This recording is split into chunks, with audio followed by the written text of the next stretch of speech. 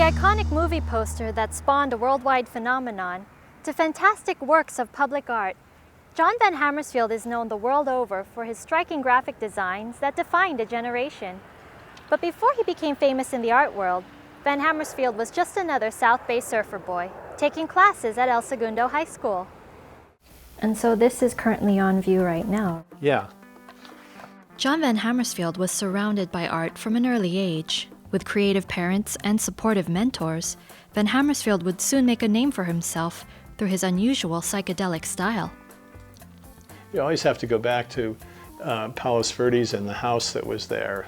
Between my father and my father being an engineer and talking about industrial design, and my mother teaching me how to draw and all that. That compound there and then going to school, those are two very important things, that guided me into the arts. With no high school in Palos Verdes at the time, Van Hamersveld and other students were sent to El Segundo High School, where his skills as a swimmer made him a valuable addition to the school's athletics department.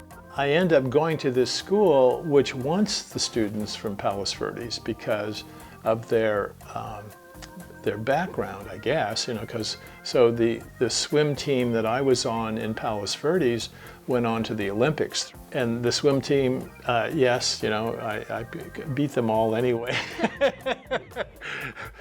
because I surfed. My friends would come by and pick me up, the older ones, and they would take me on surfing trips, as well as taking me to school every day. So going to school each day was like 10 miles to El Segundo from Palos Verdes and 10 miles back. We would meet all these different people from different towns that were surfers. It was a wonderful kind of process to go from Palos Verdes to El Segundo. Despite his artistic and athletic abilities, Van Hamersveld struggled academically. I went over to Loyola with my parents and they checked me out and found that I had dyslexia, which they didn't have a name for that at the time. The guys just said, well, he's very good at three-dimensional puzzles and all that, but the reading and writing thing is very difficult. It was then a novel change was made to Van Hamersveld's curriculum, which he would later describe as life-changing. Well, why don't we do this? You're in that typing class, you can type 35 words a minute. Why don't we put you into 2 classes of art? So I had 2 classes of art every day. Arthur Page was there first, and he was replaced by Al Toddy, who was a guy from UCLA and Pomona and all that, as the teacher. So he was a more contemporary young person. We just connected. And he sort of opened the whole place up to me. So he encouraged me. That was my experience, and I really enjoyed it. Shortly after graduating from El Segundo High School, Van Hamersveld's artistic talents and surfing connections landed him a job for Surfer Magazine, working for legendary publisher John Serverson and surf filmmaker Bruce Brown. And at a point there, I'm doing Bruce Brown's advertising, and I'm working with his manager. And his manager says, we have this project called The Endless Summer. Would you come over and take a look at it? So I go and take a look, and I say, wow, this is good. It was the Endless Summer movie poster that immortalized Van Hamersveld in the surfing industry. The image became an international phenomenon and helped to define surf culture around the world. He went on to work for Capitol Records, designing the album covers for the Beatles, Kiss, Blondie, and other great musicians. And his time as a teacher at Cal Arts made him a mentor to many contemporary designers, solidifying his place among the great artists of the Los Angeles counterculture movement. I love this show right now that you have, the California Locos. I've known each of them. Actually, I know John the longest. I know him since 1980.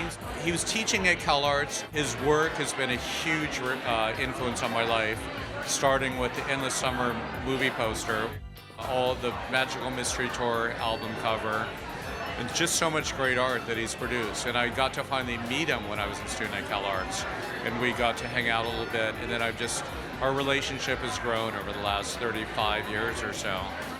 Everything about him speaks South Bay. He's a resident. He was, I think, raised here in the South Bay. He's kind of iconic with the whole surf community. And when people found out about his exhibition, they flocked here because of that. I think we're just lucky to have him and lucky to have him participate with us. Dusters California is based in the heritage, in the history from the skate and surf from back in the 70s when everything started, right? And John couldn't be probably the most iconic artist to represent the era. But when you talk about history, when you talk about skateboarding, when you talk about surf, and you think about John Van Hamersveld and the things that he did back in the 60s with Rolling Stones, with The Who, with The Endless Summer, I mean, it's so iconic. It means so much for everything that we have nowadays.